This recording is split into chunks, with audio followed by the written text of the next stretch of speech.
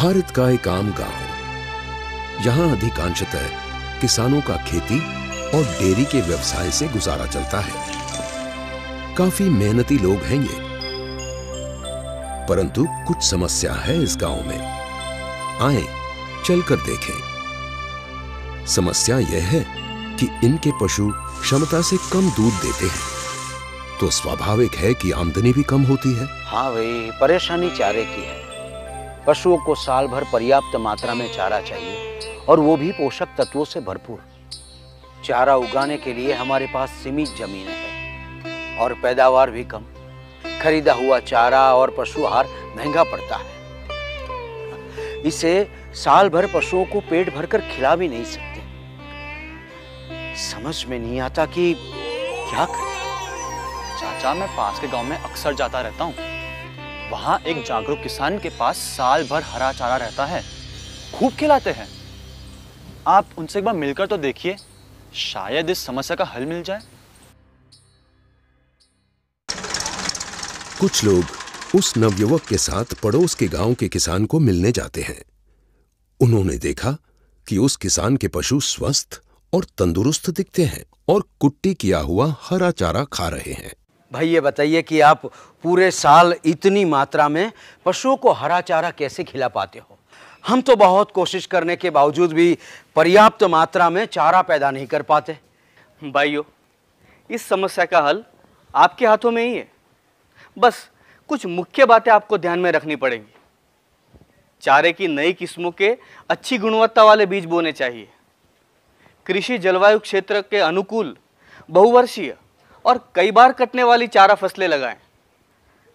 अन्न दलहनी चारे के लिए मिश्रित फसल उगाएं। सूखा या हरा चारा मशीन से काटकर और मिलाकर पशुओं को खिलाएं। और साइलो बंकर में हरे चारे को गर्मियों के लिए साइलेज बनाकर संरक्षित करें।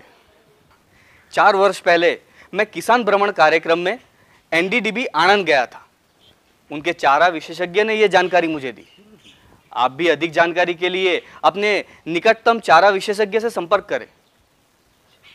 इसके बाद मंडली के कुछ सदस्य अपने निकटतम चारा विशेषज्ञ से मुलाकात करते हैं और अपनी समस्याएं बताते हैं।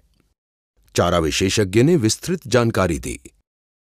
अधिक पैदावार के लिए चारा उत्पादन में संस्तुत कृषि विधियों के साथ विभिन्न चारा फसलों की उन्नत किस्मों के प्रमाणित या सत्यापित बीजों का इस्तेमाल करें, जैसे कि बरसीम के लिए वरदान या BL1, रिजका की आनंद 2 या आनंद लूसन 3, ज्वार की पंतचरी 5 या HJ 513 और मक्का की अफ्रीकन टाल या J1006। वर्ष भर हरा चारा उत्पादन के लिए साल में 7 से 8 बार कटने वाली बहुवर्षीय चारा फसलें जैसे संकर नेपियर घास की को4, BNH 10 और गिनी घास की को2, बुंदेलगिनी 2 किस्मों को लगाएं तथा खेत की मेड़ों पर मोरिंगा, ग्लिरिसीडिया, शेवरी, अगस्थी और खेजड़ी आदि चारे के पेड़ लगाने चाहिए।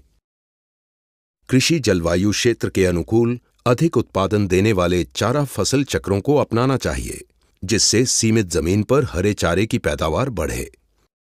जैसे संकर नेपियर घास के साथ गर्मियों में लोबिया और सर्दियों में बरसीम या रिजका लगाएं तथा गर्मियों में मक्का और लोबिया, खरीफ में जवार और लोबिया और फिर रबी में बरसीम या रिजका के साथ जई और चाइनीज कैबेज की मिश्रित फसलें बोएं, जिससे पशुओं को ज्यादा प्रोटीन एवं ऊर्जा युक्त चारा मिलेगा और महंगे पशु आहार की बचत होगी।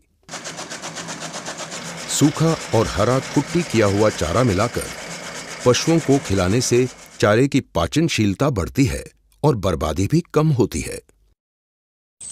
खेतों से अतिरिक्त मात्रा में उपलब्ध मक्का, ज्वार और जई जैसे अन्न हरा चारा फसलों का साइलेज बनाकर चारे की कमी वाले दिनों में खिलाने के लिए संरक्षित किया जा सकता है।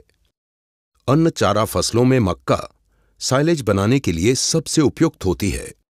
साइलेज के लिए फसल को 30 से 35% शुष्क पदार्थ वाली अवस्था पर यानी दाना बनने से अधपकी अवस्था पर काटना चाहिए। इसके बाद 2 से 3 सेंटीमीटर के टुकड़ों में कुट्टी काटकर सतही साइलो बंकर में अच्छी तरह से दबाकर भरें। फिर पॉलीथीन और मिट्टी से पूरी तरह बंद करके वायु रहित अवस्था में कम से कम 45 दिनों तक रखें।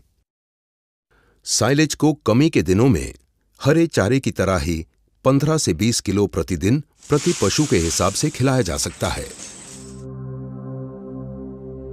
किसान भाइयों, दूध उत्पादन के लिए अपने खेतों का हरा चारा पोषक तत्वों का सबसे किफायती स्रोत है। अगर आपने इन कुछ मुख्य उपायों को अपनाया तो निश्चित ही आपको साल भर पौष्टिक हरा चारा मिलता रहेगा। पशुओं की दूध उत्पादन क्षमता बढ़ेगी और आपकी आमदनी भी। याद रहे, आपकी समस्या का हल आप ही के हाथ में है।